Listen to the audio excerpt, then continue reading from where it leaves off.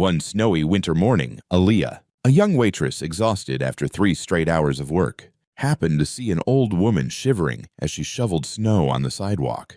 The woman wore only a thin coat, her lips turning blue from the cold. Without hesitation, Aaliyah pulled out a crumpled $5 bill. Almost all the money she had left bought a cup of hot ginger tea and stepped into the freezing wind to give the old woman the only warmth of that day. She had no idea that this small act would set off a chain of events, where the woman's true identity would change her life forever. Before we continue, let us know where you're watching from. And don't forget to subscribe, because tomorrow I have something special just for you.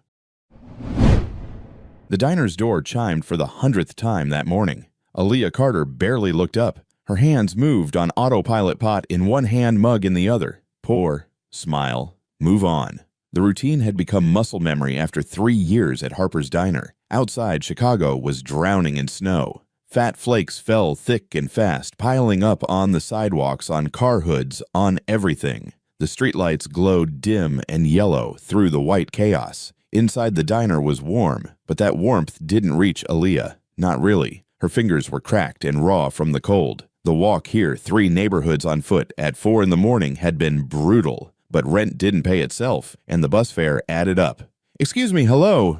A sharp voice cut through her thoughts. Aaliyah turned. Table 6. A woman in an expensive coat phone in one hand, barely looking at her.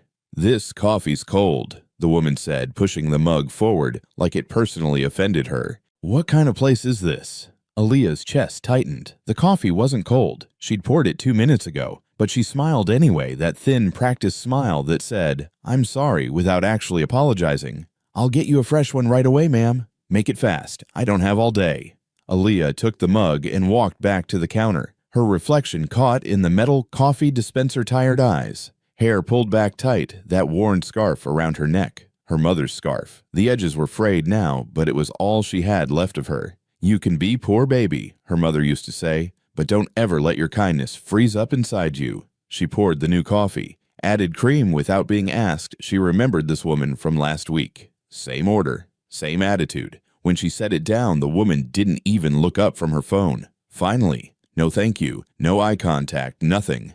Aaliyah stepped back, that familiar feeling settling in her stomach. Invisible. That's what she was to most people here. A waitress. A body that brought food and took plates away. Not a person with a name, with a life, with a mother she'd buried 2 years ago. "Aaliyah!" Harper's voice boomed from the kitchen pass-through. He was a big man with a bigger voice, but he wasn't mean. Just always rushing.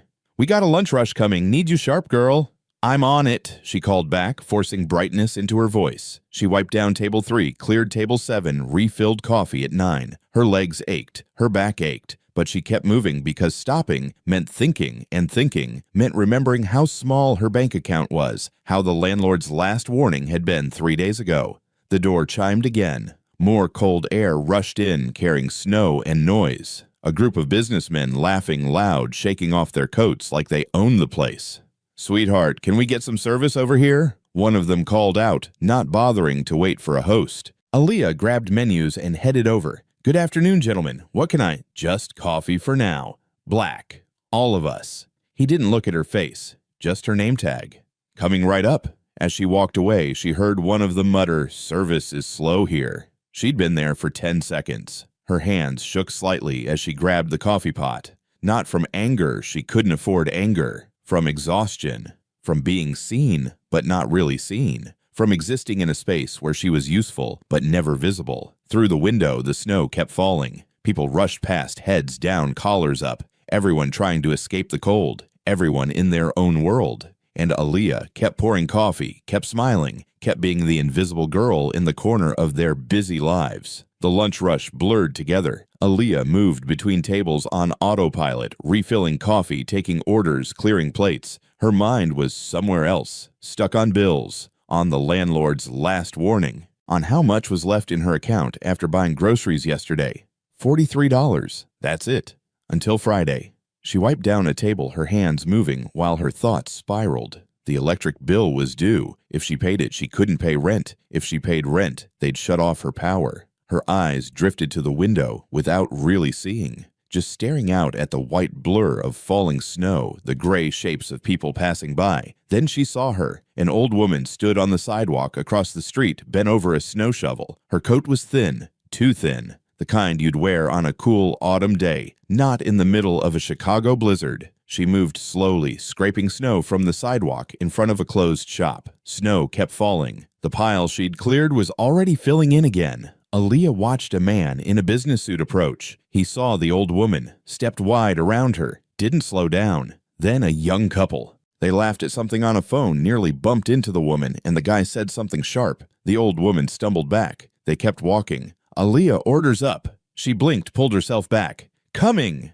But her eyes drifted to the window again as she picked up plates. The old woman was still there, still shoveling.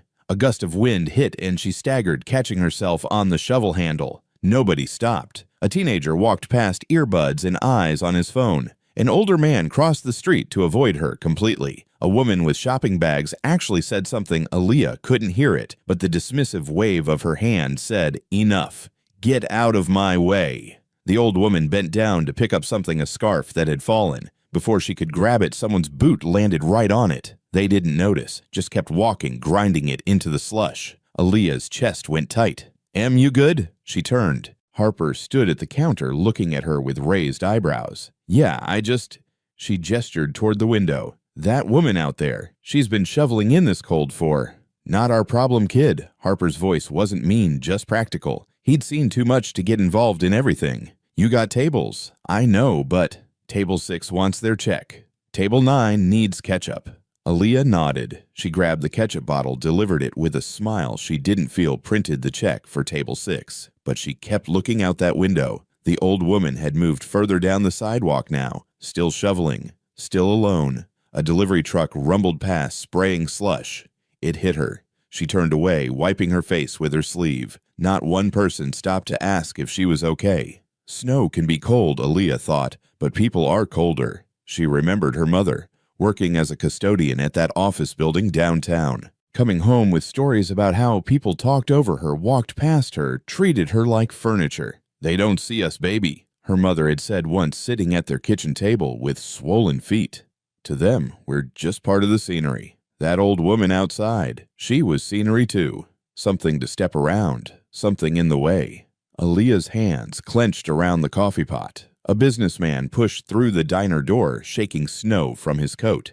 "Jesus, it's brutal out there. They really should clear these sidewalks better." Almost tripped over some old bag with a shovel. He laughed, actually laughed. Aaliyah's stomach twisted. She wanted to say something, wanted to tell him that old bag was a human being freezing and struggling while he complained about almost tripping. But she just smiled. "Sit anywhere you'd like, sir." He took table 5, ordered coffee, complained it was too hot. Through the window, the old woman's scarf, the one that had fallen, was now just a dirty rag in the snow, trampled, forgotten. Just one person, Aaliyah thought. One person could stop and help.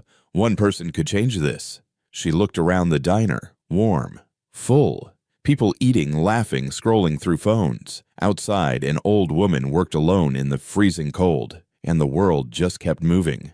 Aaliyah set down the coffee pot. Her hand went to the scarf around her own neck, her mother's scarf, the last thing she had to remember her by. Her mother would have stopped. Her mother would have done something. "Harper!" Her voice came out steadier than she felt. "I need to take 5 minutes." He looked up from the grill. "Now, we're slammed. 5 minutes, please." Something in her face made him pause. Then he sighed. 5. That's it." Aaliyah nodded. She was already reaching for the hot water kettle because someone had to stop. And if no one else would, then it had to be her. Aaliyah's last $5 sat on the counter in front of her. Rent money, bus fare, dinner for the next 2 days. All of it right there in one crumpled bill. She stared at it for 3 seconds. Then she picked it up. 1 ginger tea. To go. Harper glanced up from the grill. "You buying?" "Yeah." He didn't ask why.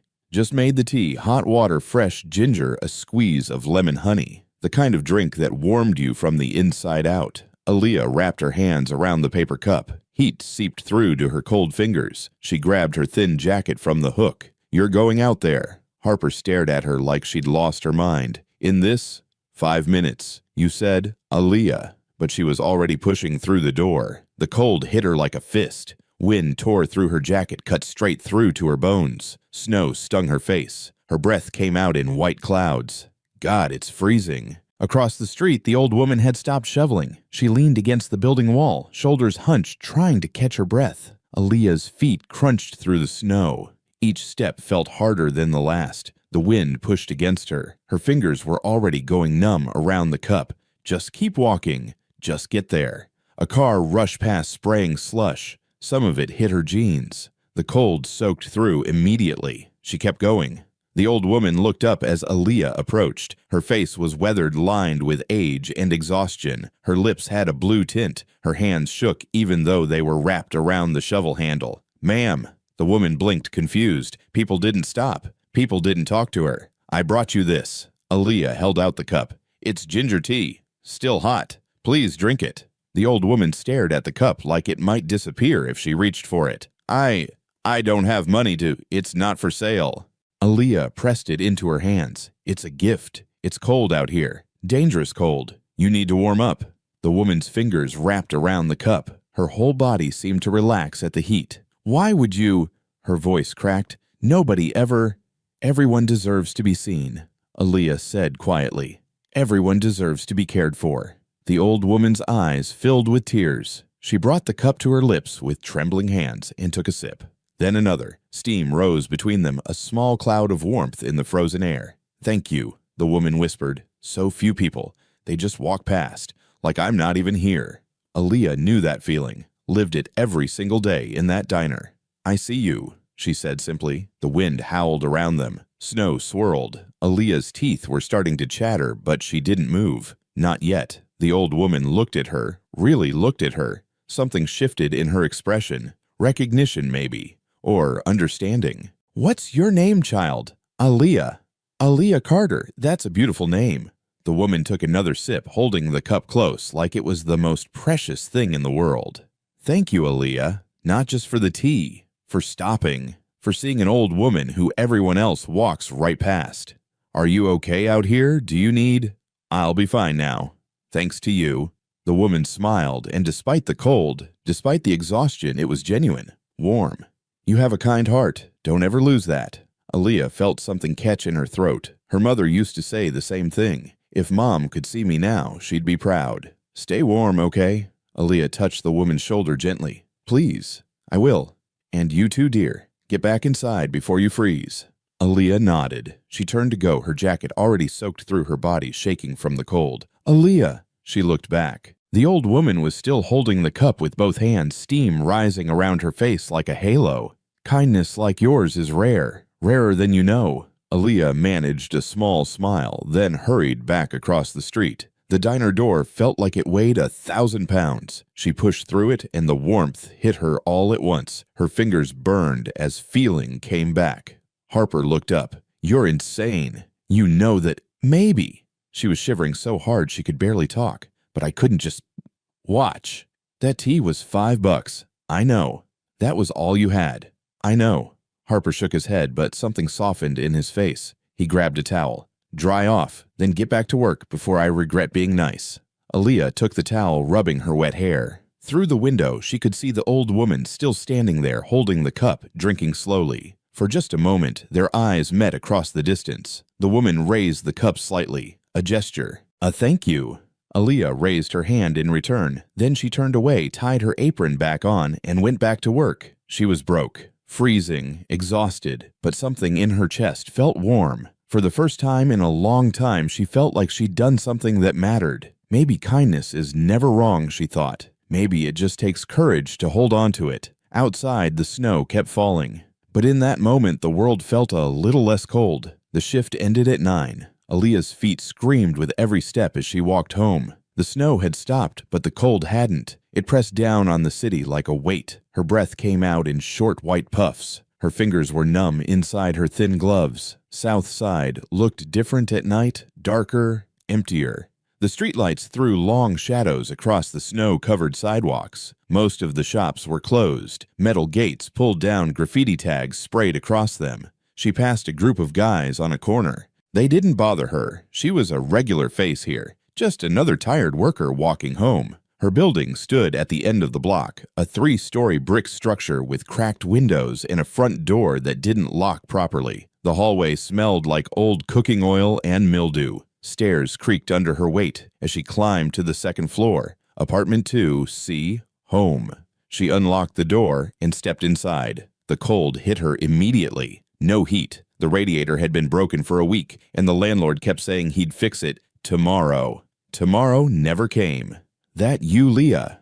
Her roommate Maya sat on the couch wrapped in 2 blankets, breath visible in the cold air. The only light came from a small lamp in the corner. They were trying to keep the electric bill down. Yeah, it's me. Aaliyah dropped her bag by the door. Her whole body ached. Rough day.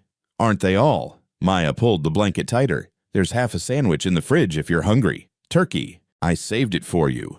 Aaliyah's stomach clenched. She was starving. Had been since lunch. You didn't eat dinner. I ate. This is extra. It wasn't extra. Maya was lying. They both knew it. But Aaliyah was too tired to argue. She went to the tiny kitchen, more of a closet, with a hot plate and mini fridge. Opened the fridge. The sandwich sat on a paper towel, carefully wrapped. Next to it, 3 eggs, a 1/4 gallon of milk, some wilted lettuce. That was it. That was everything they had until Friday's paycheck. Aaliyah took the sandwich, cut it in half, and brought both pieces to the couch. We're sharing. Leah, I told you. We're sharing. Maya took the half sandwich without another word. They ate in silence, sitting side by side under the blankets. The cold seeped through everything, the walls, the floor, their clothes. Electric bill came today, Maya said quietly. Aaliyah stopped chewing. How much? $147, due in 5 days, or they shut it off. $147. Aaliyah had $32 in her bank account. Maya probably had less. We'll figure it out, Aaliyah said, but her voice sounded hollow, even to herself. Yeah, Maya didn't sound convinced. We always do. They finished eating. Maya went to bed. The bedroom was slightly warmer with the door closed, and both of them sharing body heat. But Aaliyah stayed up. She couldn't sleep yet. Too much spinning in her head. She pulled out her notebook, a small spiral-bound thing she'd had since high school. Inside, she kept track of everything. Every dollar, every bill, every shift. Rent $650, due in 12 days. Electric $147, due in 5. Phone $45, due in 8. She had $32, would make maybe another $120 by Friday if she picked up an extra shift. The math didn't work. It never worked. Aaliyah's pen hovered over the page. Her hand was shaking, not from cold this time, but from something else. Fear, maybe. Or exhaustion.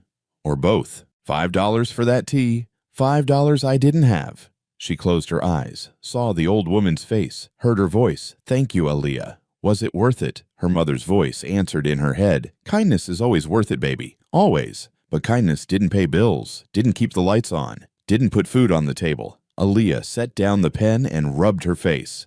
God, she was tired, so bone-deep tired that thinking hurt. She lay down on the couch, pulling the thin blanket over herself. The springs dug into her back. She'd gotten used to them years ago. Outside, wind rattled the window. Somewhere down the hall, a baby cried. Just get through tomorrow, she told herself. Then the day after that. Just keep going.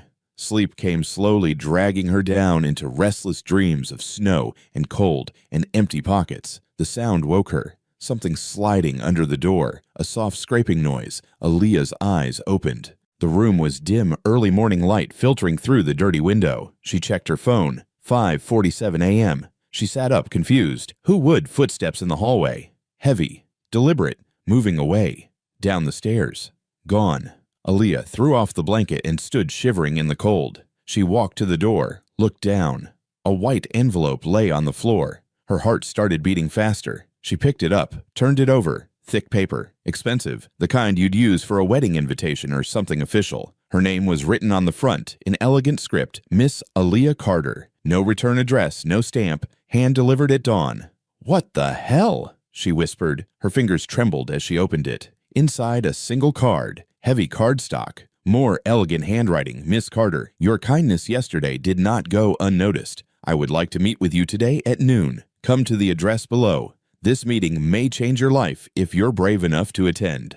The choice is yours. EW, below that an address, downtown near Millennium Park, the fancy part of the city where Aaliyah never went because everything cost too much. She read it twice. 3 times. The words didn't change. This meeting may change your life. Aaliyah's hands shook.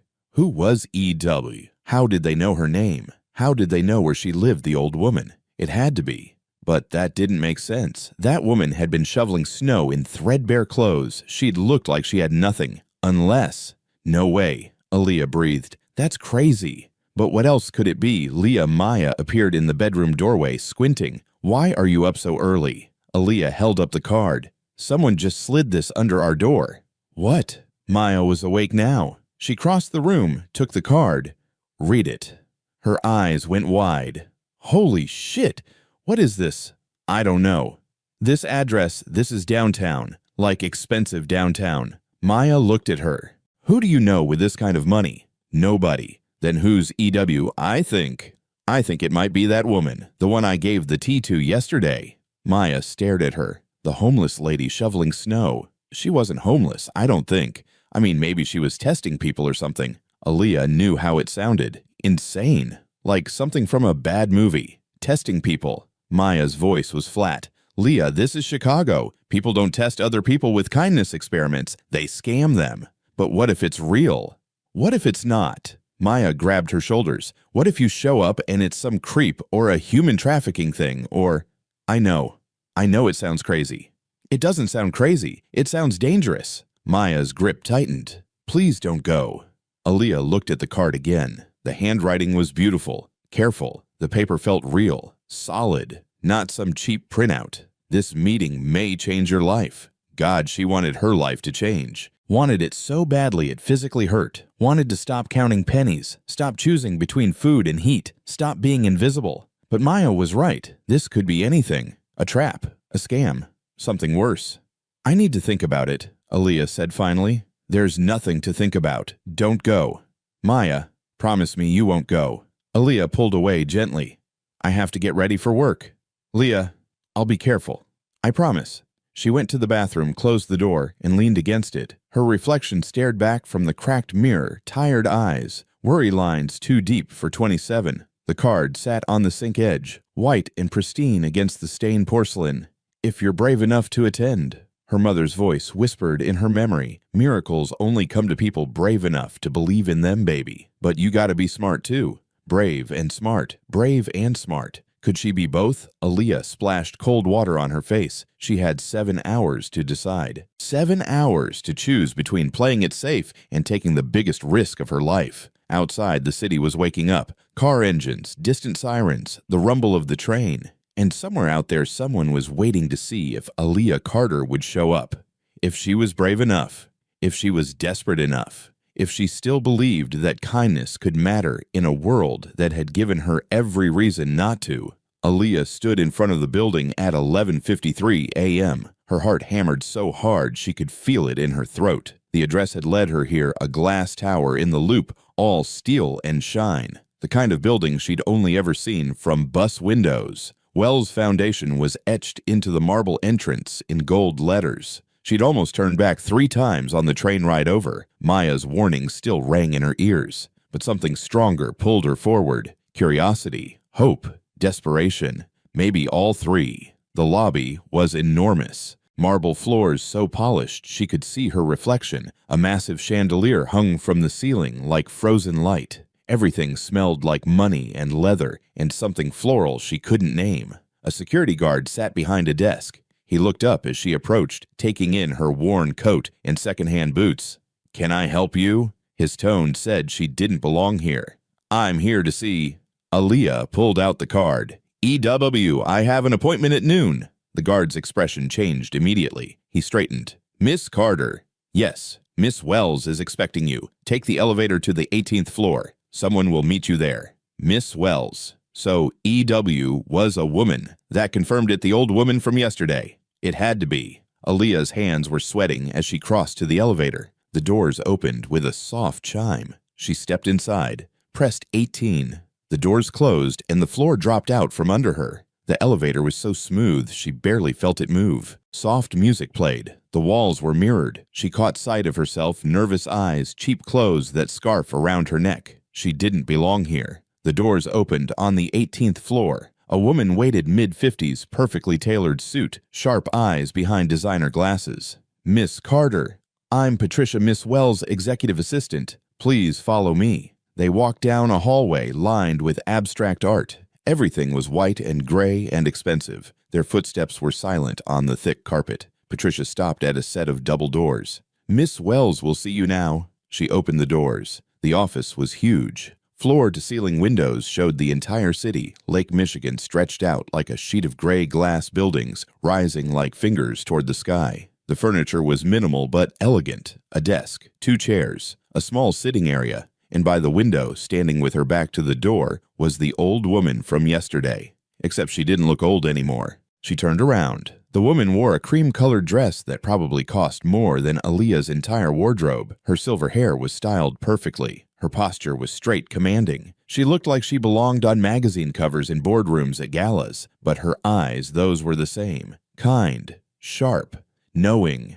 "Hello, Aaliyah." Her voice was warm. "Thank you for coming. I wasn't sure you would." Aaliyah stood frozen in the doorway. You were shoveling snow in the cold." The woman smiled. "Yes, that was me. But why, you're clearly not." Aaliyah gestured vaguely at everything. The office, the view, the wealth dripping from every surface. "Not what poor homeless." The woman walked closer. "No, I'm not. My name is Eleanor Wells. I'm the founder and CEO of Wells Foundation. We manage charitable giving across the Midwest. Assets worth about $400 million. Aaliyah felt dizzy. $400 million. She couldn't even imagine that kind of money. "Please sit." Eleanor gestured to the chairs by her desk. Aaliyah sat. Her legs felt shaky. Eleanor sat across from her, crossing her legs elegantly. "I imagine you have questions." "Why?" The word burst out. "Why were you out there? Why did you test me?" Test is a harsh word. Eleanor's expression softened, but not entirely inaccurate. "Let me tell you a story, Aaliyah, about a woman who built an empire but lost herself in the process." She stood, walked to the window. The city spread out below them. "I started this foundation 30 years ago. My husband had just died, cancer, very sudden. We had no children. He left me everything, a fortune neither of us had expected." Eleanor's voice was steady, but something painful lived underneath. "I threw myself into work, into giving money away properly, into making a difference." "That sounds good," Aaliyah said quietly. "It was good. It is good. But somewhere along the way, I forgot something important." Eleanor turned to face her. "I forgot what it felt like to be human, to be vulnerable, to need help and not receive it." She walked back, sat down again. "I have everything, Aaliyah. Money, power, respect. People line up to meet with me, to ask for funding, to kiss up and flatter and pretend to care about me personally." Her jaw tightened.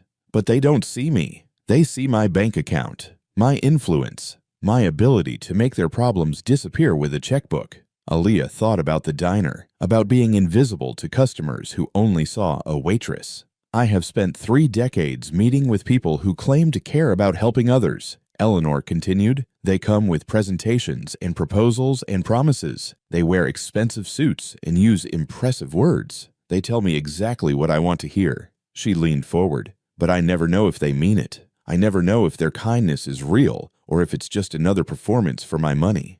"So you went out there to find out," Aaliyah said slowly, "to see who would help someone who couldn't do anything for them in return."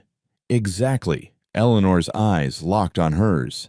"I spent 3 hours out there yesterday, Aaliyah. 3 hours in the freezing cold, shoveling snow, struggling, clearly in need. Do you know how many people stopped to help?" Aaliyah shook her head. "One." Eleanor's voice broke slightly. "In 3 hours, in a city of millions, you were the only person who stopped, the only one who saw a human being instead of an inconvenience, the only one who gave up something money you clearly didn't have to help a stranger." Aaliyah's throat felt tight. I couldn't watch anymore. Everyone was ignoring you. They ignore people like that every day. People like your mother was, I imagine." Aaliyah's head snapped up. "How do you know about my mother? After you gave me that tea, I had someone look into you. I hope you don't mind." Eleanor's voice was gentle. "Your mother, Grace Carter, worked as a custodian for 15 years, died 2 years ago from a heart condition she couldn't afford to treat properly. She raised you alone after your father left, taught you to be kind despite how hard life was." Tears burned Aaliyah's eyes. Hearing someone say her mother's name, acknowledge her existence, treat her like she'd mattered, it hurt in a way she hadn't expected. "She sounds like she was an extraordinary woman," Eleanor said softly. "She was." Aaliyah's voice cracked. "She was invisible too. Just like me. Just like you were yesterday. But you saw me. Just like you saw your mother. Just like you see everyone." Eleanor stood and walked to a cabinet. She pulled out a leather folder, brought it back to the desk. "I've spent 30 years looking for someone to help me run this foundation, someone who understands what it means to struggle, someone whose kindness isn't a strategy or a performance, someone real." And she opened the folder. Inside were documents, papers with official-looking seals. "I'm 72 years old, Aaliyah. I don't have forever, and I refuse to leave my life's work to someone who only sees dollar signs." Eleanor looked at her directly. "I want to offer you a position, assistant to the CEO. You'll work directly with me, learn how we operate, help decide where our money goes and who we help." Aaliyah's mouth went dry. "I don't understand. I'm a waitress. I don't have a degree. I don't know anything about—" "You know the most important thing." Eleanor's voice was firm. "You know what it's like to need help. You know what it feels like to be overlooked, and you still chose to be kind when you had every reason not to be. But there must be hundreds of people more qualified." Qualified. Eleanor's laugh was sharp. "I've hired qualified people for 30 years. They know spreadsheets and tax codes and grant proposals. But they've never had to choose between buying food or paying rent. They've never been invisible. They don't understand the people we're supposed to help." She pushed the folder toward Aaliyah. "This foundation gives away millions of dollars every year to homeless shelters, food banks, community programs, medical clinics. We're supposed to help people who need it most. Don't you think someone who's lived that life should have a say in how we do it?" Aaliyah stared at the folder. Her hands trembled. "I know this is overwhelming," Eleanor said gently. "Take your time. Read the offer. Think about it. But know this. Aaliyah, yesterday, you gave me something I haven't had in years. You gave me hope that good people still exist, that kindness isn't extinct, that someone out there still cares about strangers in the cold." She reached across the desk and placed her hand over Aaliyah's. "You reminded me why I started this work in the first place, and I want you to help me remember every single day going forward." Aaliyah looked up. Eleanor's eyes were wet. "I'm not offering you a job," Eleanor said quietly. "I'm offering you a purpose, a chance to help thousands of people who are exactly where you were yesterday, who are scared and struggling and wondering if anyone sees them." The words hit Aaliyah like a wave. She thought about her mother, about every shift at the diner, about every time she'd been treated like furniture, about Maya shivering under blankets because they couldn't afford heat. "If Mom could see this," she whispered. "She can," Eleanor said. "I believe that, and I think she'd be incredibly proud of the woman you've become." Aaliyah wiped her eyes. "Can I really do this? I don't want to mess it up. I don't want to let you down." "The fact that you're worried about that tells me everything I need to know." Eleanor smiled. "You'll learn. I'll teach you. And more importantly, you'll bring something to this work that no amount of education can provide. You'll bring heart." Aaliyah pulled the folder toward her, opened it. The top page showed a salary number that made her dizzy. $65,000 per year, more than double what she made at the diner, more than she'd ever imagined earning. "That's just starting," Eleanor said, "with benefits, health insurance, retirement, everything you need. Health insurance." Aaliyah thought about her mother dying because treatment cost too much. She couldn't form words. Emotions crashed through her disbelief, hope, fear, joy, everything at once. "You don't have to answer today," Eleanor said. "Take the weekend, think it over, talk to people you trust, then let me know Monday." But Aaliyah was already shaking her head. "I don't need time." Eleanor raised an eyebrow. "Yes." Aaliyah's voice grew stronger. "Yes, I'll do it. I want to do this. I want to help. I want to matter." Eleanor's smile transformed her entire face. She stood, came around the desk, and pulled Aaliyah into a hug. "You already matter," she whispered. "You always have. Now the world is going to know it too." Aaliyah hugged her back, tears streaming down her face. All the exhaustion and fear and struggle of the past 2 years poured out in that embrace. When they pulled apart, Eleanor wiped her own eyes, laughing. "Look at us. 2 women crying in a corner office. Very professional." Aaliyah laughed too, a real laugh, the first genuine one she'd had in months. "When do I start?" she asked. "Monday. 9 a.m. Patricia will have everything ready for you. I need to give notice at the diner. Already taken care of. I'll make sure Harper is compensated for the inconvenience, and I'll send something extra for your regular customers, the ones who were kind to you. Aaliyah thought of the few regulars who'd learned her name, who'd left decent tips, who'd treated her like a person. Thank you, she breathed. No, Eleanor's voice was firm. Thank you for stopping, for caring, for reminding me that kindness still exists in this world. She walked Aaliyah to the door. One more thing, Eleanor said. That scarf you wear. Your mother's. Aaliyah's hand went to it automatically. Yes, never take it off. Not here, not anywhere. It reminds you where you came from. And that matters more than any degree or qualification. Eleanor's eyes shone. Your mother raised you right, Aaliyah. She gave you something rare and precious, a kind heart in a cruel world. Don't ever lose that. I won't, Aaliyah promised. She left the office in a daze, rode the elevator down, walked out into the cold Chicago afternoon. The city looked different. The same buildings, the same streets, the same snow, but different somehow, full of possibility instead of threat. She pulled out her phone and called Maya. Leah, are you okay? Where are you? I'm downtown. I went to the meeting. What I told you. Maya. Aaliyah's voice was steady, calm, happy. It was real. It was all real. I got a job, a real job, at a foundation, with salary and benefits and… Wait, what? Slow down. We can pay the electric bill, Aaliyah said and started laughing. We can pay rent. We can buy groceries. Real groceries. We can fix the radiator. Maya was silent for a long moment. Then, are you serious? Completely. Oh my God, Leah. They both started laughing, crying, talking over each other. People on the street stared at Aaliyah, this young woman standing in the snow, phone to her ear, tears streaming down her face, laughing like she'd won the lottery. In a way she had. She'd won something better than money. She'd won the chance to matter, to help, to turn her own pain into purpose. As she walked to the train station, Aaliyah looked up at the gray sky. Snow was starting to fall again, light flakes drifting down like blessings. I hope you're watching, Mom, she whispered. I hope you're proud. The wind picked up cold, but not cruel, and somewhere in that wind, Aaliyah felt her answer. I am baby. I always was. Monday morning, 8:47 a.m. Aaliyah stood in front of Wells Foundation again, but this time everything was different. This time she wasn't a visitor. She was walking into her new life. She'd spent the weekend in a blur. Told Harper she was leaving. He'd been shocked, but happy for her. Cried with Maya. Called the electric company and paid the bill in full. Bought real groceries, milk, eggs, fresh vegetables, meat that wasn't discounted because it was about to expire. It felt like breathing after being underwater for years. Now she wore the best outfit she owned. Black pants from Goodwill, a white blouse. Maya had helped her iron her mother's scarf, tucked carefully around her neck. Her hands shook as she pushed through the revolving door. The security guard from Friday looked up and smiled. Morning, Miss Carter. Welcome to Wells Foundation.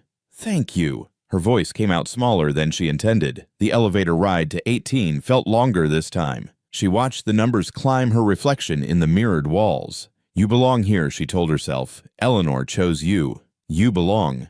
The doors opened. Patricia waited perfectly put together as before. Good morning, Aaliyah. Ready for your first day? I think so. You'll be fine.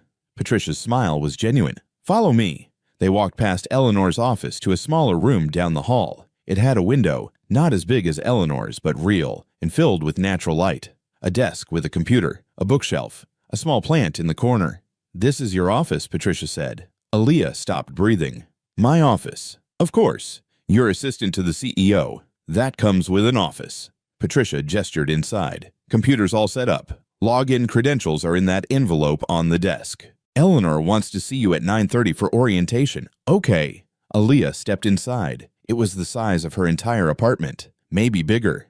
Coffee's in the break room 2 doors down on the right. Bathrooms across the hall. If you need anything, my extension is 201. Just pick up your phone and dial it. Patricia left. Aaliyah stood alone in her office. Her office. She walked to the window. The view showed buildings and streets, the morning rush of people heading to work. 48 hours ago, she'd been one of them. Invisible, struggling. Now she was up here looking down. She sat at the desk. The chair was soft, ergonomic, probably cost more than her couch. The computer was new. a sleek monitor with a wireless keyboard. She opened the envelope. Inside, login credentials, an employee ID badge with her name and photo. When did they take that? And a welcome packet. The badge made it real. Aaliyah Carter, assistant to the CEO. She pinned it to her shirt. At 9:30, she knocked on Eleanor's door. "Come in." Eleanor sat at her desk, reading, glasses perched on her, newspapers spread everywhere. She looked up and smiled warmly. "There she is. How does it feel?" "Surreal," Aaliyah admitted. "Good. That means you're paying attention." Eleanor gestured to the chair. "Sit. Let's talk about what comes next." Aaliyah sat. "Here's how this works," Eleanor began. "You'll spend the first month learning, observing, asking questions. I want you in every meeting I take, every grant review, every site visit. You'll see how we operate, the good, the bad, and the ugly. Okay. People here will underestimate you. They'll see your age, your background, your lack of formal education. They'll assume I made a mistake hiring you." Eleanor's voice hardened. "Let them think that, then prove them wrong." Aaliyah nodded, her jaw tightening. "I didn't choose you because you're qualified by traditional standards. I chose you because you understand something they never will, what it means to need help and not receive it. That perspective is worth more than any MBA. What if I mess up? You will." Eleanor's bluntness was refreshing. "Everyone does. The question is whether you learn from it, whether you stay humble and hungry and willing to grow." "I will," Aaliyah promised. "Good. Now let's meet your team." Eleanor stood. Aaliyah followed her down the hall to a conference room. Inside, 5 people sat around a table. 3 women, 2 men, all dressed professionally, all looking successful and accomplished. They looked up as Eleanor entered. Their eyes slid to Aaliyah with thinly veiled curiosity and judgment. "Everyone, this is Aaliyah Carter. She's my new assistant and will be working closely with me on all foundation business." "Aaliyah, meet the team." Eleanor went around the table. Marcus, Director of Grant Programs. Lisa, Chief Financial Officer. Jennifer, Communications Director. David, Operations Manager. And Rachel, Director of Community Outreach. They each nodded, polite smiles that didn't reach their eyes. "Aaliyah comes from a different background than most of you." Eleanor continued. "She's going to bring a fresh perspective to our work. I expect all of you to support her as she learns." "Of course," Marcus said smoothly. He was mid-40s, expensive suit, slicked back hair. "We're happy to help. Though I'm curious, what's your educational background, Aaliyah?" The question was a test. Everyone in the room knew it. "High school diploma," Aaliyah said clearly. "I've been working in service industry for the past 9 years."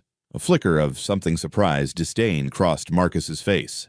"Interesting choice, Eleanor. Unconventional. The best choices usually are." Eleanor's tone left no room for argument. "All right, everyone, back to work. Aaliyah and I have a busy day." As they left the conference room, Aaliyah heard whispers behind them. She couldn't make out words, but the tone was clear. "Who does she think she is? Why did Eleanor hire her? She doesn't belong here." "Ignore them," Eleanor said quietly as they walked. "Their opinions don't matter. Results do." But as the day progressed, Aaliyah realized ignoring them wouldn't be easy. She sat in on a grant review meeting. Marcus presented proposals from various organizations requesting funding. His language was technical, full of jargon and acronyms Aaliyah didn't understand. "The ROI on this youth mentorship program is questionable," Marcus said, flipping through papers. "Their overhead costs are at 32%. Industry standard is 25 or below. I recommend we pass." "What about outcomes?" Aaliyah asked quietly. Everyone turned to look at her. "I'm sorry." Marcus's tone was icy.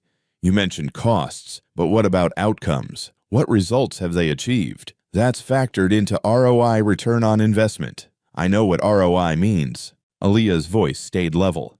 "But sometimes numbers don't tell the whole story. What are they actually doing for the kids in the program?" Marcus's jaw tightened. "According to their metrics, graduation rates improved by 15%. College enrollment by 12%. Recidivism down 8%. That sounds good," Aaliyah said. "The costs are still too high.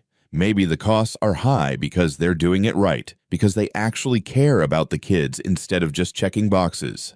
Silence fell over the room. Marcus stared at her like she'd slapped him. Eleanor leaned back in her chair, a small smile playing at her lips. "Interesting point, Aaliyah. Marcus, pull more detailed outcome data. Let's review it again next week before we decide." Marcus's face flushed red. "Of course." After the meeting, as people filed out, Marcus stopped next to Aaliyah's chair. "A word of advice," he said quietly.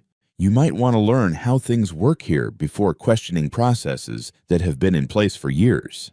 "I'm not questioning the process. I'm questioning whether we're measuring the right things." His eyes went cold. "You've been here for 4 hours. I've been poor for 27 years. That's a different kind of education." He walked away without another word. Aaliyah sat alone in the conference room, her heart pounding. She'd just made an enemy on her first day. Maybe that was stupid. Maybe she should have kept quiet, learned the ropes first. But she thought about those kids in the mentorship program. Kids like she'd been. Kids who needed someone to fight for them, not just calculate their cost-benefit ratio. Eleanor appeared in the doorway. "That was ballsy," she said. "Was it wrong?" "No, it was honest and necessary." Eleanor sat down next to her. "Marcus is good at his job, but he's been here too long. He's forgotten that numbers represent human lives. You just reminded him. He hates me now. He'll get over it, or he won't. Either way, you were right to speak up." Eleanor's hand rested on Aaliyah's shoulder.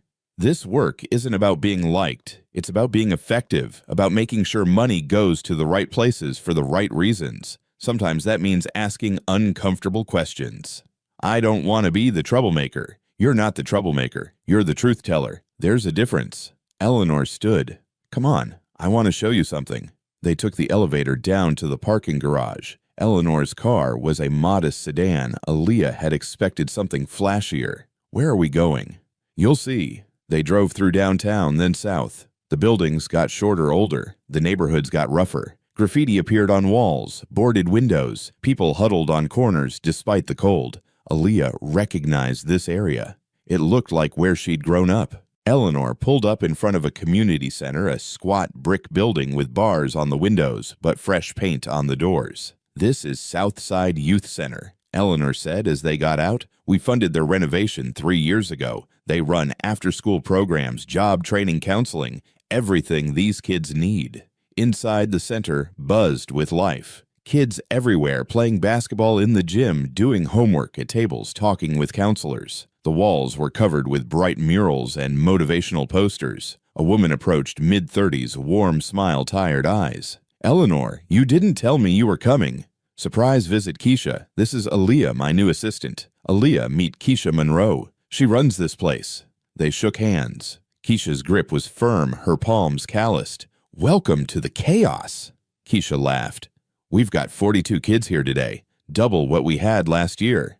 "That's wonderful," Eleanor said. "It's overwhelming. We're bursting at the seams. Already turned away 12 kids this week because we don't have space or staff." Keisha's smile faltered. "We applied for expansion funding, but heard it might not come through. Something about overhead costs being too high."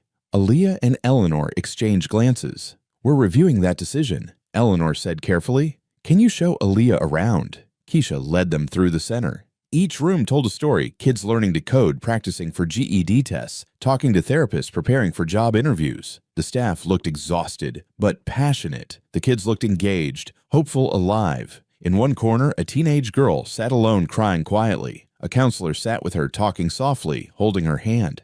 "That's Maya," Keisha said quietly. "Her mom's boyfriend beats her. We're working with CPS, but the system moves slow. Meanwhile, this is the only safe place she has. 4 days a week, she comes here straight after school and stays until we close at 9.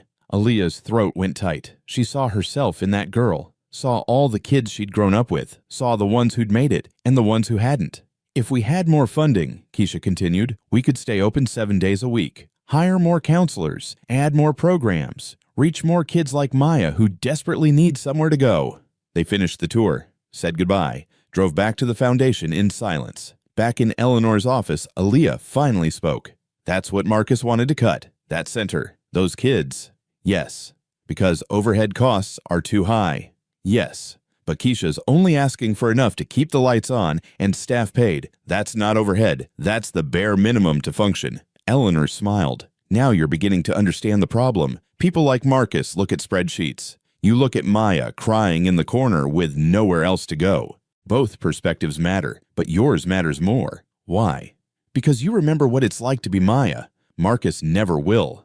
Aaliyah thought about the grant review meeting, about Marcus dismissing the program because numbers didn't align perfectly. I want to fight for that funding, she said. Then fight for it. Build your case. Gather evidence. Present it at next week's meeting. Show Marcus, show everyone why this matters. What if I fail? Then you learn and try again, but my money's on you succeeding. Eleanor's eyes sparkled. You've got something Marcus and the others don't. You've got fire. Use it. That night, Aaliyah stayed late in her office. She read through Southside Youth Center's proposal 3 times, pulled outcome data, looked at testimonials from kids and families, built a presentation that told the story behind the numbers. Patricia poked her head in at 7. You're still here? Yeah, working on something.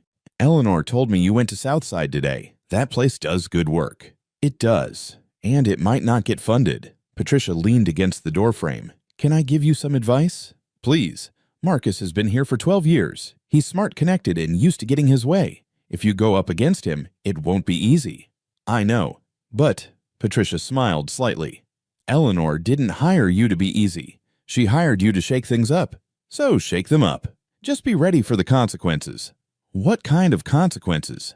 The kind where people either respect you or try to push you out. There's usually not much middle ground. After Patricia left, Aaliyah sat in the quiet office, looking out at the city lights. She thought about her first day, about Marcus's hostility, about Maya crying in that community center, about her mother working herself to death while people looked through her like glass. She pulled out her phone and texted Maya. First day was intense. Made some enemies, but I think I'm doing the right thing. Maya responded immediately. You always do the right thing. That's who you are. Proud of you, Leah. Aaliyah smiled. She looked at her computer screen, the presentation half-finished data scattered across multiple windows. All right, Mom, she thought. Let's show them what kindness with backbone looks like. And she got back to work. The week passed in a blur of learning and challenges. Aaliyah attended meetings where people spoke in acronyms and assumed everyone understood complex financial structures. She sat through budget reviews that made her head spin. She read grant proposals until her eyes burned. But she also visited 3 more community organizations, met families who relied on Wells Foundation funding,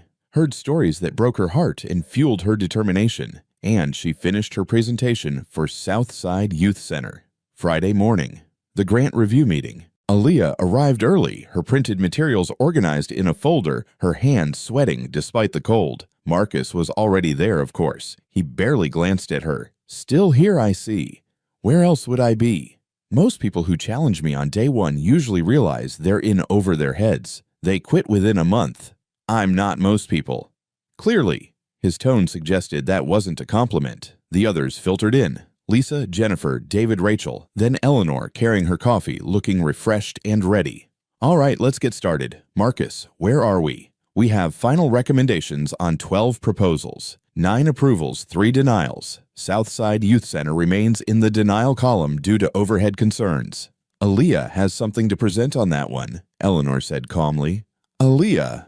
Every pair of eyes turned to her. Marcus's expression could have frozen water. Aaliyah stood. Her legs felt shaky, but she locked her knees, kept her voice steady. I visited Southside Youth Center on Monday. I met the director, the staff, and the kids they serve. I've also reviewed their proposal outcome data and comparable programs in the area. She distributed her handouts. What I found was that calling their costs overhead misrepresents what they're actually doing. Marcus leaned back. The numbers speak for themselves. Let me speak for the numbers then. Aaliyah pulled up her first slide on the screen.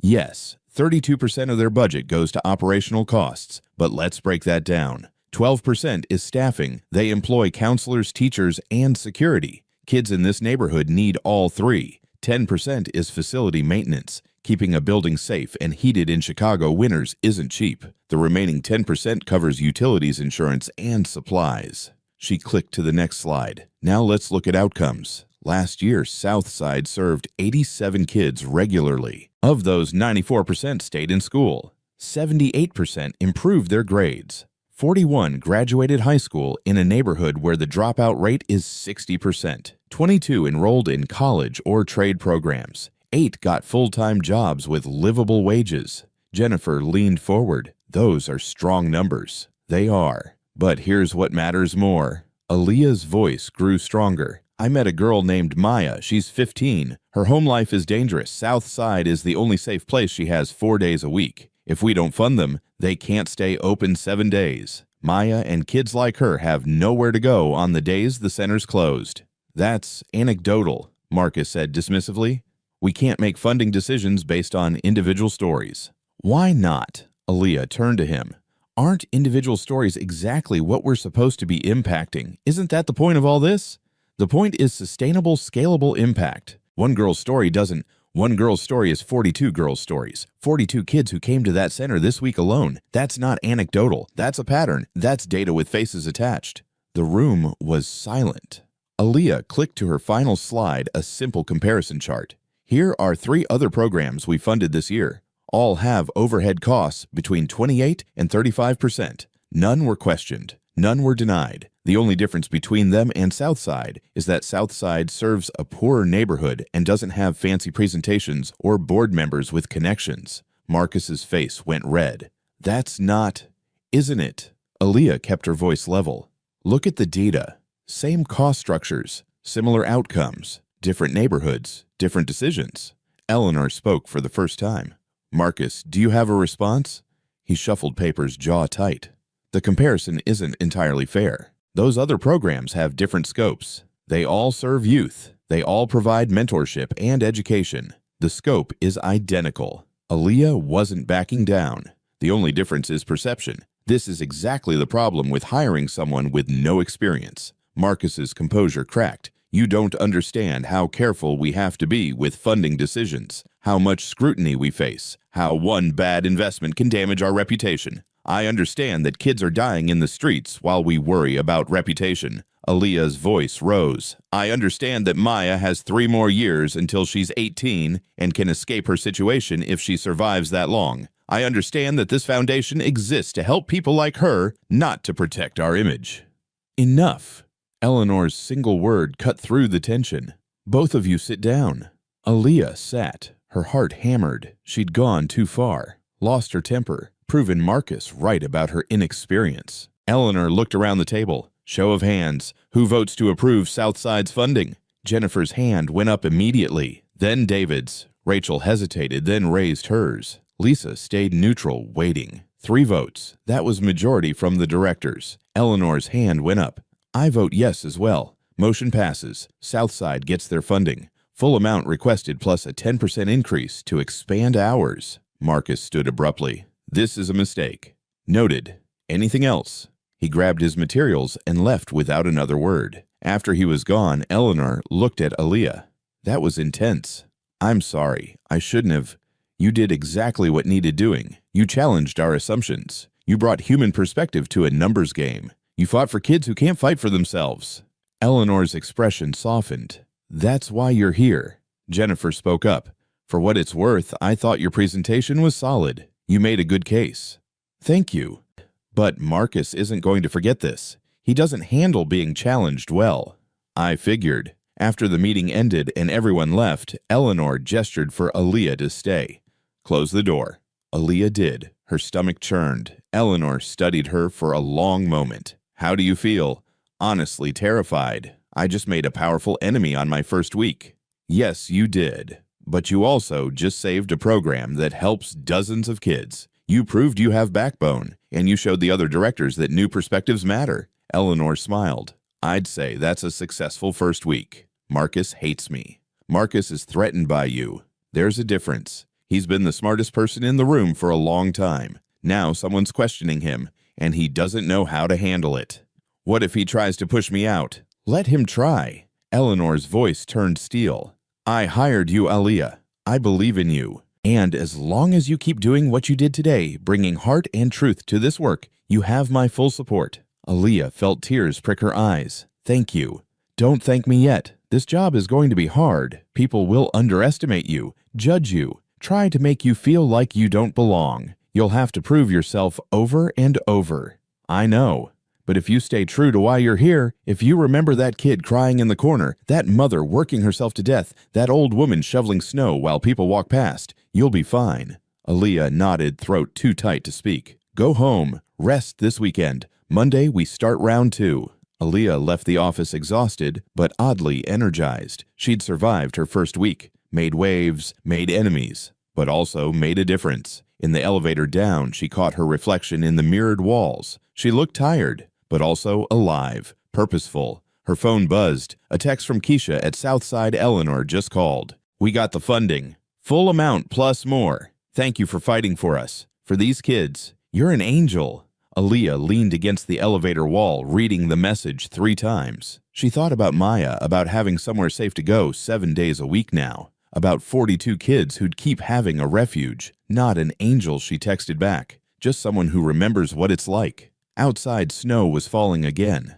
But this time, when Aaliyah stepped into it, she didn't feel the cold as sharply. She had a purpose now, a place where her voice mattered, where her past wasn't baggage, but perspective. She pulled her mother's scarf tighter and walked toward the train station, a small smile on her face despite everything. 1 week down, a lifetime of work ahead. But for the first time in years, Aaliyah Carter felt like she was exactly where she belonged. 6 months passed. Aaliyah learned fast. She attended workshops on nonprofit management, read books on philanthropy and social impact, shadowed each department head to understand how the foundation operated. But more importantly, she kept visiting communities, kept meeting the people Wells Foundation served, kept bringing their stories back to the boardroom. Marcus continued to resist her. Their meetings often became battlegrounds, him armed with data and precedent, her armed with stories and moral clarity. Sometimes he won, sometimes she did. Eleanor let them fight it out, intervening only when necessary. "You balance each other," Eleanor told them once after a particularly heated debate. "Marcus keeps us financially sound. Aaliyah keeps us human. I need both." It was grudging respect at best, but it was something. The other directors gradually warmed to her. Jennifer started copying her on key communications. David invited her to operations meetings. Rachel asked her opinion on community outreach strategies. Lisa remained professionally distant but fair. Aaliyah settled into the rhythm of the work, started feeling less like an imposter and more like she belonged. But something still nagged at her. One evening in late autumn, she sat in Eleanor's office after everyone else had gone home. "What's on your mind?" Eleanor asked, looking up from her paperwork. "I've been thinking about last winter, about how you went out in the cold to test people's kindness." "What about it?" "You found one person in 3 hours. One out of hundreds who walked past." Aaliyah leaned forward. "That's not okay. That's not how it should be." "No, it's not. But that's the world we live in. What if we could change it?" The idea had been forming for weeks, growing stronger. What if we could create a program that encouraged people to help each other, especially during winter when it's most dangerous? Eleanor set down her pen, interested. "What kind of program?" Aaliyah pulled out her notebook. She'd been sketching ideas, doing research, building a framework. It's winter again. In 2 months, it'll be brutal cold, just like last year. Homeless populations are growing. Elderly people living alone. Day laborers working outside. They're all at risk. She flipped pages.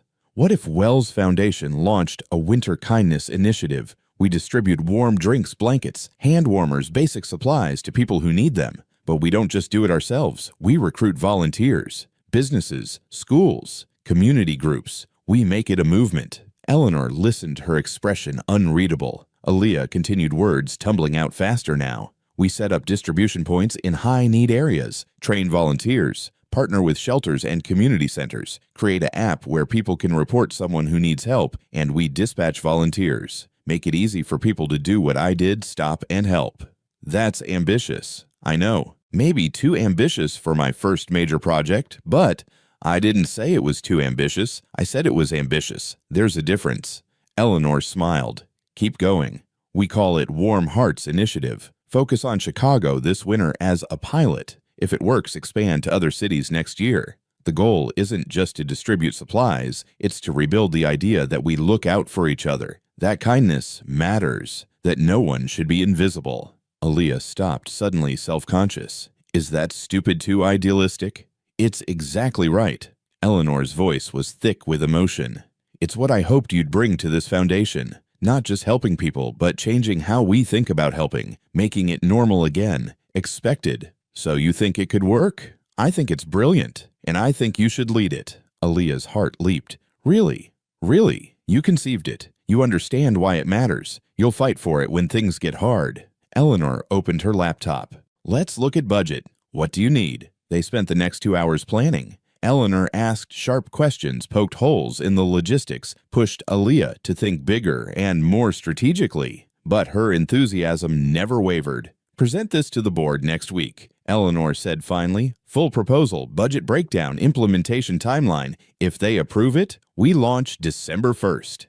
That's only 6 weeks away. Then you'd better get moving." Aaliyah worked like she'd never worked before. She built partnerships with homeless shelters, soup kitchens, community centers, recruited volunteers from colleges and corporations, designed the supply distribution system, created the app with help from a tech company that donated the development. Marcus predictably opposed it. "This is outside our normal scope," he argued at the board meeting. "We fund existing organizations. We don't run programs directly." "We should," Aaliyah countered. "Sometimes the program you need doesn't exist yet. Sometimes you have to create it. The overhead costs are minimal compared to impact. We're leveraging volunteers and donations. Foundation cost is primarily coordination and supplies. The return in terms of lives potentially saved and community engagement is enormous." Jennifer spoke up. "I think it's worth trying. Winter's coming. People will die without help. If we can prevent even a few deaths, isn't it worth the investment?" The vote was close, 4 in favor, 3 against, but it passed. Warm Hearts Initiative was happening. The next 5 weeks were chaos. Aaliyah barely slept. She coordinated volunteers, managed supply deliveries, troubleshot problems, did media interviews, trained team leaders. Eleanor gave her 2 staff members to help young, energetic people who believed in the mission. Maya, her roommate, volunteered to help with social media. Word spread. The Chicago Tribune ran a feature. Local TV covered it. Donations poured in: blankets, coats, hand warmers, thermoses. People wanted to help. They just needed someone to show them how. December 1st arrived launch day. 6 distribution points across the city. 50 volunteers at each location. Vans loaded with supplies. The app went live. Aaliyah stood at the South Side location deliberately chosen as the flagship site. This was where she'd grown up, where people like her mother had struggled and been overlooked. Not anymore. The first person approached at 7:15 a.m., an elderly man, coat-thin and torn, shivering violently. A volunteer greeted him warmly. "Good morning, sir. We're here to help. Can we offer you some hot cocoa and a warm coat?" The man stared confused. "Is this free?" "Completely free. No strings. Just people helping people." They gave him cocoa in a thermal mug he could keep, a thick winter coat, hand warmers, a blanket, information about shelters and meal programs. The man's eyes filled with tears. "Why are you doing this?" The volunteer, a college student who'd given up her Saturday morning, smiled. "Because everyone deserves to be warm. Because you matter." Aaliyah watched from a few feet away, her own eyes burning. This was why she'd fought so hard. Throughout the day, people kept coming. Homeless individuals, day laborers, elderly folks living alone, a single mother with 3 kids in a car with no heat. Each one greeted with warmth and dignity, each one given supplies and kindness. The app lit up with requests from across the city. Volunteers dispatched like first responders. Someone spotted an elderly woman waiting for a bus in inadequate clothing, a homeless man sleeping in a doorway, a group of day laborers huddling for warmth. By evening, they'd helped over 400 people, and that was just day 1. Eleanor showed up around 6 p.m. just as volunteers were packing up. She walked through the site talking to volunteers, looking at the remaining supplies. Then she found Aaliyah, who was coordinating the next day's schedule. "How do you feel?" Eleanor asked. "Exhausted, overwhelmed, happy." Aaliyah gestured at the scene around them. "Look at this. All these people who chose to spend their Saturday helping strangers. You built this. You made it happen.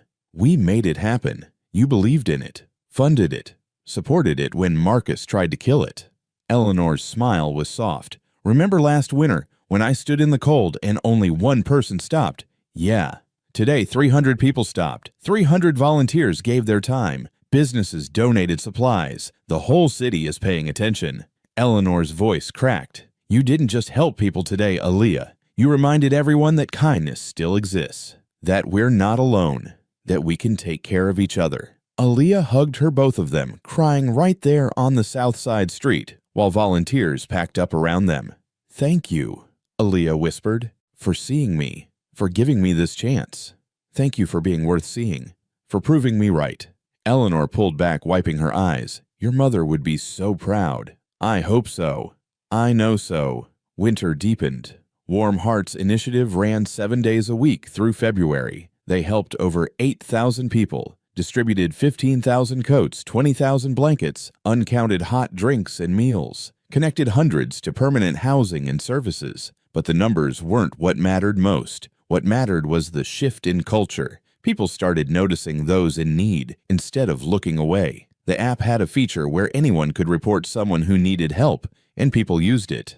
Strangers checking on strangers. The idea spreading like warmth through a cold city. Marcus never fully came around, but even he had to admit the program was successful, and when budget time came, he didn't oppose continued funding. Media coverage brought national attention. Other cities reached out. Could they replicate the program? Would Wells Foundation help them start their own chapters? Eleanor tasked Aaliyah with expansion planning. By next winter, Warm Hearts would be in 5 cities. Within 3 years, 20. One night in late February, Aaliyah sat in her office, still surreal to think of it as her office, looking out at the snowy city. She'd come so far in 1 year. From invisible waitress to nonprofit leader, from struggling to survive to helping thousands survive. Her phone buzzed. A text from an unknown number. This is Keisha from Southside Youth Center. Maya, the girl you met, just got accepted to Northwestern. Full scholarship. She wanted you to know. You helped make that possible. Aaliyah stared at the message, tears streaming down her face. She thought about chain reactions, about how 1 cup of warm tea had led to all of this. How stopping for one old woman had changed hundreds of lives, thousands, if you counted all the people helped by Warm Hearts. Her mother's voice echoed, "Kindness costs nothing, baby, but it changes everything." She'd been right. One small act, one moment of choosing to see instead of ignore. That's all it took. Aaliyah pulled out her notebook and started writing ideas for the next initiative, because this was just the beginning. There was so much more to do, so many more people to help. But tonight she let herself feel proud, feel successful, feel like she'd honored her mother's memory in the best way possible, by proving that kindness wasn't weakness, it was power.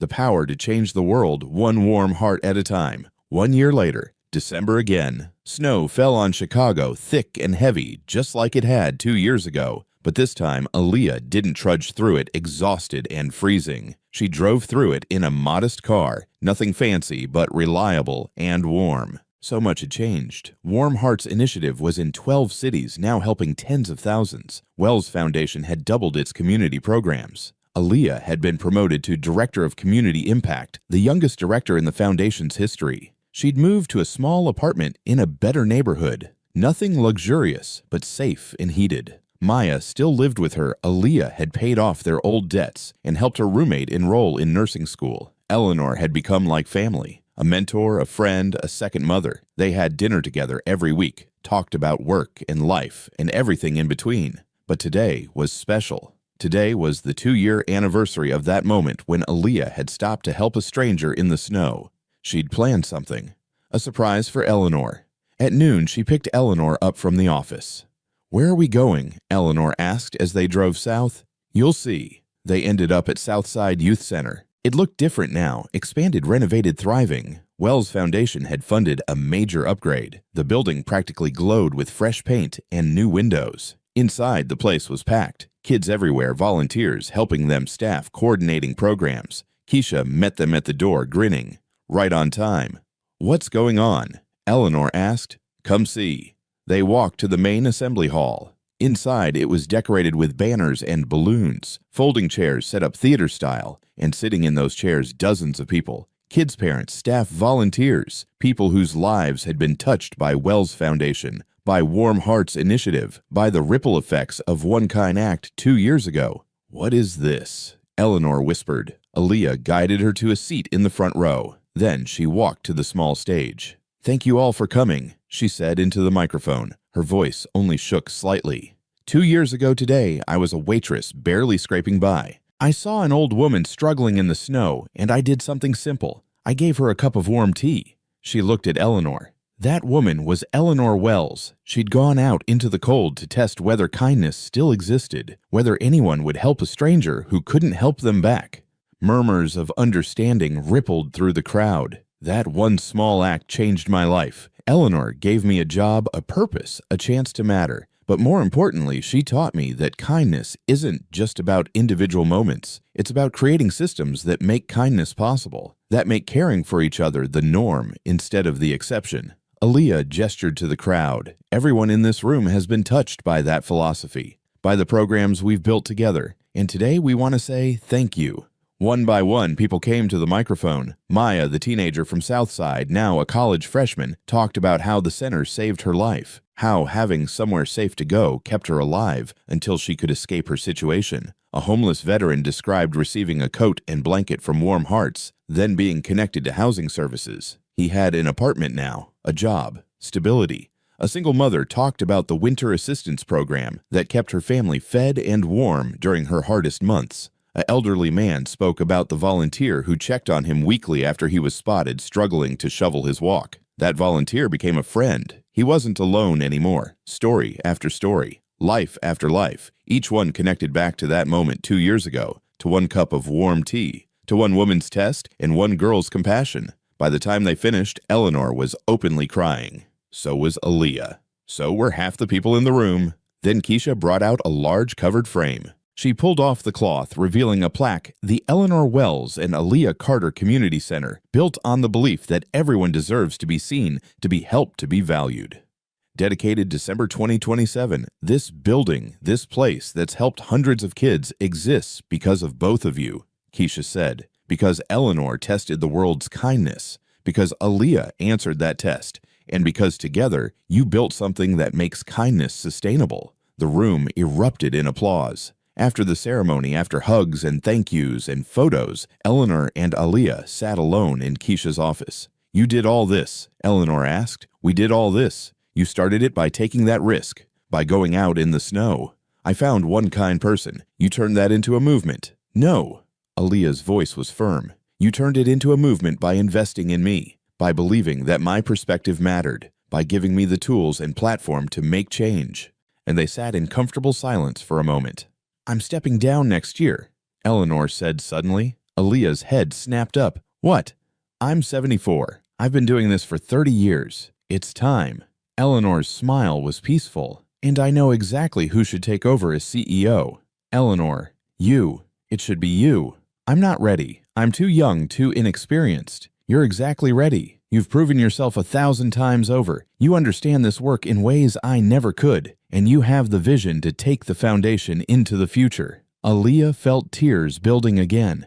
I don't know if I can. You can, because you remember where you came from, because you'll never stop seeing the people others ignore, because kindness isn't a strategy for you. It's who you are. They hugged, both of them crying and laughing at the same time. Later that evening, Aaliyah drove through the city alone. Snow was really coming down now, blanketing everything in white. She thought about everything that had happened, about how randomly life could change, how one decision to stop to help to care could redirect an entire existence. On impulse, she pulled over on a quiet street, got out of her car, reached into the back seat for the thermos she always kept there, now filled with hot cocoa. She walked down the sidewalk until she saw him, an elderly man sitting against a building, huddled under a thin blanket trying to escape the wind. Aaliyah knelt down beside him. Hi, I'm Aaliyah. It's really cold out here. Can I offer you some hot cocoa? The man looked up surprised, suspicious. Why? Because everyone deserves to be warm. Because you matter. She poured cocoa into the thermos cup, handed it to him. The man took it with shaking hands, brought it to his lips. Steam rose around his face. Thank you, he whispered. You're welcome. There's a shelter 2 blocks that way. They have beds tonight, and it's heated. Can I call you a ride? I don't have money. It's free. Just people helping people. She made the call, waited with him until the van arrived, gave him her card with information about services, told him to reach out if he needed anything.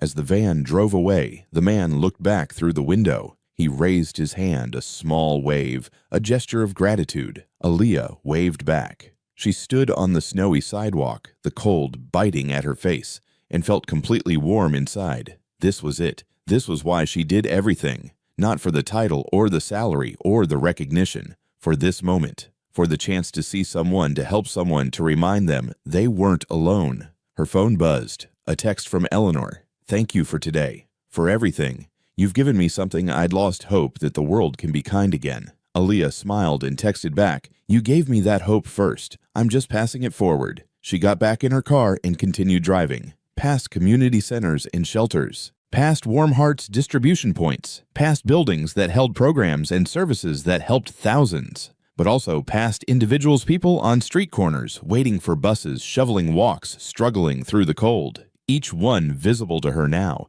each one mattering. She thought about chain reactions, about how her mother's kindness had shaped her, how Eleanor's test had found her, how one cup of tea had grown into a foundation of caring that now reached across cities. Kindness costs nothing, her mother had said, but it changes everything. She'd been right. One cup at a time, one person at a time, one moment of choosing to see instead of looking away. That's how you change the world, not with grand gestures or massive donations, though those helped, but with small, consistent acts of caring, with refusing to let people be invisible, with stopping when everyone else walks past. Snow continued to fall on Chicago. The city lights glowed warm against the darkness. And somewhere in that vast urban landscape, thousands of people were a little warmer, a little safer, a little more seen because kindness had become contagious. Because one waitress had stopped to help one old woman in the snow, and everything had changed. Aaliyah drove home through the winter night, her mother's scarf around her neck, Eleanor's words in her heart, and the knowledge that tomorrow she'd wake up and do it all again. Because that's what love looks like in action. That's what kindness looks like when it refuses to freeze. That's what happens when anyone decides that people matter more than convenience. That compassion is worth the cost. That everyone deserves to be warm. One cup of warm water at a time, one heart at a time, until the whole world glows with the heat of human connection, until no one is invisible anymore, until kindness is no longer rare, it's just how we live. Join us to share meaningful stories by hitting the like and subscribe buttons. Don't forget to turn on the notification bell to start your day with profound lessons and heartfelt empathy.